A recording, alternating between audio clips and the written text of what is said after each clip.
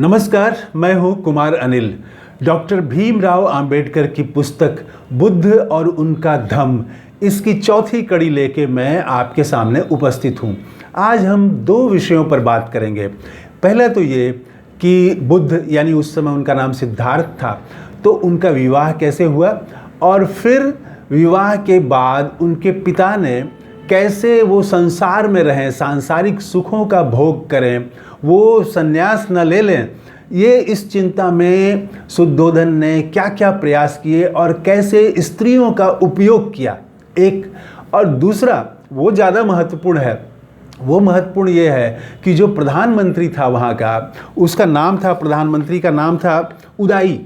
तो उदाई ने, वो जब अप्सराएं फेल हो गई तो उदाई ने जो प्रयास किए वो भी बड़ा गजब है। उदाई ने जो तर्क दिए हैं वो जरूर सुनना चाहिए। बहुत भारी तर्क उसने दिए हैं, साधारण लोग उदाई के सामने टिक नहीं पाएंगे। तो इन्हीं दो चीज़ों पर मैं बात करूंगा। तो आइए अब शुरू करते हैं। बुद्ध को नमस्कार करते हुए, डॉक्टर भीमराव अंबेडकर को नमस्कार करते हुए, जय भीम के साथ इस कड़ी की शुरुआत करता हूं। तो हुआ ये कि एक शाक्य थे, उनका नाम था दंडपाणि। उनकी बेटी का नाम था यशोधरा। जब यशोधरा 16 वर्ष की हो गई तो दंडपाणि को उसके विवाह की चिंता हुई। उस समय यही प्रथा थी। तो उन्होंने स्वयंवर करने का निश्चय लिया, और स्वयंवर के लिए उन्होंने आसपास के पड़ोसी देश के राजकुमारों को निमंत्रण भेजा, और सिद्धार्थ को भी निमंत्रण भेजा गया। सिद्धार्थ के बारे में तब तक लोग आसपास के देश में जान चुके थे कि ये राजकुमार कुछ अलग तरह का है। तो आपने पिछली कड़ी में देखा कि कैसे उन्होंने न्यायालय तक को प्रभावित किया कि वो एक पक्षी को जिसने मारा, तो पहले उसके पहले नियम यही था कि जो पक्षी को मारेगा, जो शिकार करेगा, तो जो शिकार होने वाला पशु है, जीव है, वो उसका हो जाएगा। लेकिन बुद्ध ने यहाँ एकदम इतिहास बदल दिया। वहाँ पर जिसने बचाया, शिकारी मालिक नहीं हुआ, तो सिद्धार्थ ने उस पक्षी को बचाया, और न्यायालय ने माना कि इसका मालिक बचाने वाला है, मारने वाला से बड़ा बचाने वाला है। ये फैसला हुआ। तो पूरे आसपास के देश में भी ख्याति फैल गई थी सिद्धार्थ की। सिद्धार्थ को भी बुलाया गया। तो हालांकि दंडपाणि बहुत मन से नहीं चाहते थे, लेकिन बुलाया गया। क्योंकि सबको निमंत्रण देना था तो उनको भी निमंत्रण दिया गया। और देखिए कि यशोधरा को भी मालूम था कि ये जो राजकुमार हैं सिद्धार्थ, ये सन्यासी प्रवृत्ति के हैं। ये आम जो राजकुमार होते हैं वो सांसारिक सुख में और ऐश और मौज और इसमें, ऐसे राजकुमार नहीं है सिद्धार्थ। इसके बावजूद यशोधरा ने सिद्धार्थ को ही चुना। इसके बाद तो वो एकदम हंगामा हो गया, और दूसरे राजकुमार सब नाराज़ हो गए। तो उन राजकुमारों ने रखा कि आप कोई प्रतियोगिता रखिए, ऐसे ही चुनाव नहीं होना चाहिए। तो फिर दंडपाणि भी तो नहीं चाहते थे भीतर से, तो दंडपाणि ने एक धनुर्विद्या प्रतियोगिता रखी। लेकिन संयोग से इसमें भी सिद्धार्थ जाने को तैयार नहीं थे। लेकिन तब मित्रों ने और लोगों ने कहा कि नहीं, आपको जाना चाहिए धनुर्विद्या में, नहीं तो इससे यशोधरा का अपमान होगा और ये ठीक नहीं होगा। तो उन्होंने, उसके बाद वो गए और फिर धनुर्विद्या भी उन्होंने जीती, विवाह हो गया। काफ़ी समय के बाद एक पुत्र का जन्म हुआ, उसका नाम राहुल रखा गया। राहुल, आज भी बच्चों का नाम राहुल होता है। ये बुद्ध के बेटे का नाम रखा गया राहुल। और राहुल के बारे में एक खास बात यह है कि वो भी बुद्ध से भी कम उम्र में वो सन्यासी हो गया था, और वो बुद्ध के साथ ही वो रहा। तो वो खैर, इसकी बात आगे हम करेंगे। तो उसके बाद में राहुल का जन्म हुआ। लेकिन ये सब विवाह हो जाने के बाद भी शुद्धोधन को बार बार वो जो ऋषि थे, असित ऋषि, उनकी याद आती थी, उनकी भविष्यवाणी जो थी कि ये जो है, ब्राह्मणों ने तो कहा था कि ये दो में से एक बनेंगे, या तो चक्रवर्ती सम्राट बनेंगे या ये बुद्ध बनेंगे। लेकिन असिति ने, वो जो ऋषि थे, उन्होंने तो साफ कह दिया था कि ये सिर्फ बुद्ध ही बनेंगे, ये परम ज्ञान को प्राप्त करेंगे, पूरी दुनिया को ये रास्ता दिखाएंगे। तो ये जो शुद्धोधन थे इनको बड़ा चिंता हुई कि कहीं ऐसा नहीं कि ये घर बार छोड़ के संन्यास ले लें और चले जाएं, संसार से अलग हो जाएं।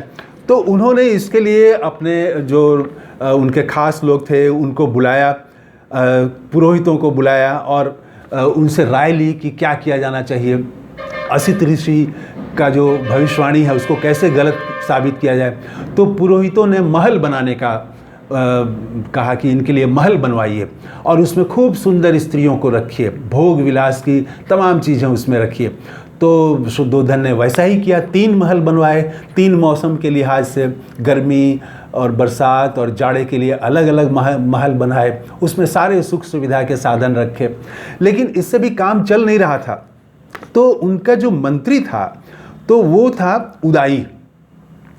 तो उदाई ने जो है वो बहुत सारी सुंदर स्त्रियों को नियुक्त किया इस काम के लिए कि आपका काम ये है कि आप सिद्धार्थ का मन सांसारिक सुखों में लगाने के लिए उनको आप आकर्षित करें। और इसके लिए वो पूरा प्रयास किया। वो क्या क्या प्रयास हो सकता है आप कल्पना भी कर सकते हैं कि नृत्य से लेके और वो बहुत सारे इशारे, ये वो जो भी हो सकता है। इसको 34 पॉइंट में डॉक्टर अंबेडकर ने लिखा है कि क्या क्या किस तरह से वो इशारे कर रही थी, नृत्य कर रही थी, मुस्कुरा रही थी। तो लेकिन ये पढ़ते हुए कहीं भी अश्लीलता नहीं है। बहुत उस समय का समाज भी वैसा नहीं था। तो वो लेकिन सारा प्रयास किया स्त्रियों ने, जितना प्रयास हो सकता था सिद्धार्थ को जीतने के लिए वो सारा प्रयास किया। लेकिन सिद्धार्थ तो गजब माटी के थे बने हुए। सिद्धार्थ मुस्कुराए तक नहीं और वो सारी अप्सराओं का जितना भी कार्य था, प्रयास था, वो सब फेल कर गया। तब इसके बाद अब क्या हो, तो जो महामंत्री थे उदाई, उन्होंने चैलेंज को खुद स्वीकार किया कि अच्छा ठीक है, तो अप्सराएं जब फेल हो गई तो अब मैं खुद राजकुमार सिद्धार्थ को समझाऊंगा। और भैया बहुत भारी भारी तर्क दिए हैं। देखिए उन्होंने क्या तर्क दिए हैं। उन्होंने सबसे पहले तो ये कहा कि मैं मित्र के रूप में आया हूँ आपसे बात करने के लिए, और मित्र के 3 गुण बताए उदाई ने। पहला गुण तो ये है कि अहितकर कार्य से, कोई खराब काम से मित्र को बचाना, ये पहला लक्षण होता है। दूसरा लक्षण होता है जो अच्छा काम हो, हित का काम हो, उस हितकारी कार्य में लगाना, उसकी ओर प्रेरित करना। और तीसरा, अगर कोई संकट आ गया तो संकट में साथ नहीं छोड़ना। ये मित्र के 3 गुण उदाई ने बताए हैं और ये गुण ठीक है। इसका हमको भी देखना चाहिए कि हमारे मित्रों में कौन वैसे गुण हैं, या मुझ में वो गुण है कि नहीं, मैं अपने मित्रों के लिए वैसा कर पाता हूँ कि नहीं। तो खैर ये बता के और पहले विश्वास जीता सिद्धार्थ का, और उसके बाद उन्होंने तर्क देना शुरू किया। तो वो तर्क देखिए क्या है। उन्होंने कहा है कि ये इतनी सुंदर स्त्रियां आपके साथ रहीं, तो शिष्टाचार भी तो कोई चीज़ है। आप शिष्टाचार से ही जो है, शिष्टाचार ऊपर आप मन से उनके साथ, स्त्रियों के साथ नहीं जाते, लेकिन ऊपर ही अच्छा व्यवहार कर देते, उनसे मुस्कुरा के आप बात कर लेते, थोड़ा उनके साथ समय बिता लेते, तो इसमें क्या हर्ज था। तो यहाँ से बात उन्होंने शुरू की। बात देखिए बहुत साधारण सी बात लगती है, यहाँ से बात शुरू की, इसका कोई असर नहीं हुआ। तब उदाई ने जो तर्क दिए हैं वो बहुत भारी तर्क है। तो उन्होंने कहा कि देखिए ये जो काम सुख है, सांसारिक सुख है, तो इसमें गौतम ऋषि की पत्नी अहिल्या के पास इसीलिए इंद्र गए थे। तो इंद्र भी, वो जो देवताओं के भी हेड थे, तो वो भी चले गए थे और ऋषि की पत्नी के पास चले गए थे। फिर उन्होंने अगस्त ऋषि का उदाहरण दिया कि अगस्त ऋषि ने सोम की पत्नी रोहिणी के साथ रमण किया था, और ऋषि बृहस्पति का उदाहरण दिया कि उन्होंने किसके साथ में रमण किया था। फिर ऋषि बृहस्पति की पत्नी के साथ चंद्रमा वो गया और उसने बुध को जन्म दिया था, ये बात बताया। पराशर ऋषि ने वरुण की पुत्री काली के साथ संबंध बनाया था, इसका जिक्र किया। राजर्षि ययावत जो हैं वो बूढ़े हो गए थे और जीवंतता, यौवन की जीवंतता समाप्त हो गई थी। इसके बावजूद उन्होंने अप्सराओं के साथ मनोविनोद किया था। ये ऐसे ऐसे भारी उदाहरण उन्होंने दिए। फिर कहा कि पत्नी के साथ अगर गए तो मृत्यु हो जाएगी। आप जानते हैं ये किसके बारे में कहा गया था? ये कौरव, नरेश, पांडु के बारे में ये बात कही गई थी। लेकिन इसके बावजूद वो जानते थे कि पत्नी के पास जाने से मृत्यु हो जाएगी, इसके बाद भी वो गए। ये सारे तर्क दिए उदाई ने, राजकुमार सिद्धार्थ को तर्क दिए कि ऋषि मुनियों का उदाहरण दिया, और वो जानबूझ के दिया क्योंकि इनका भी मन तो वैसे ही चीज़ों में लगता था। संन्यास में साधु की बात, ध्यान की बात, समाधि की बात, ये बात करते थे।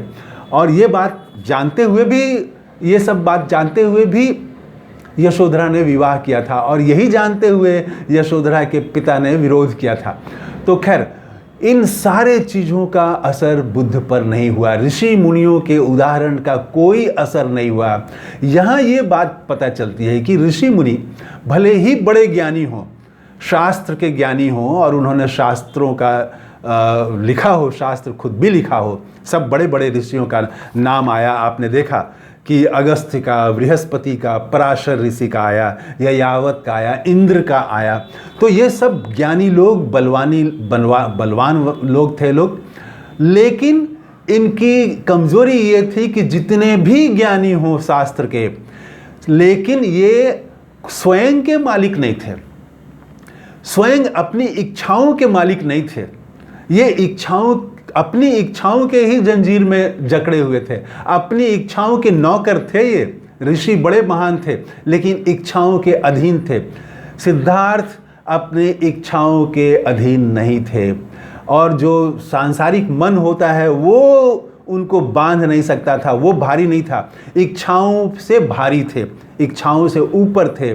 जो सांसारिक मन होता है उससे ऊपर उठ चुके थे सिद्धार्थ, और वो उनकी दृष्टि बहुत व्यापक हो गई थी। आप याद करिए, जब वो पिछले एपिसोड में मैंने बताया था कि वो जब ध्यान करने के लिए अपने चचेरे भाइयों को कहते थे, तो कहते थे कि कल्पना करो कि मैं जो हूँ वो मेरे जितने भी संबंधी हैं वो सुख से रहें, और मैं भी प्रभु संपन्न रहूं, मैं अपना नियंत्रण, मैं खुद का मालिक रहूं।